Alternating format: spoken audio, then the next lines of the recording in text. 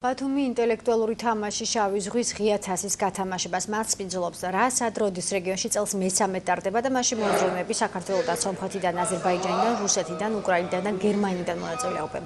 თასის მოპოვებას 60-მდე გუნდი შეეცდება. შავი ზღვის თასის გათამაშებამ სამხრეთ კავკასიის ჩემპიონატი ჩაანაცვლა, რომელიც ბათუმში 1998 წლიდან 2011 წლამდე მიმართებოდა. ჩემპიონატი 3 აგვისტოს დაიხურება. მისი ერთ-ერთი მხარდამჭერი აჭარის მთავრობა გახსნის ცერემონიალს არჩილ ხაპეცით საესწრო.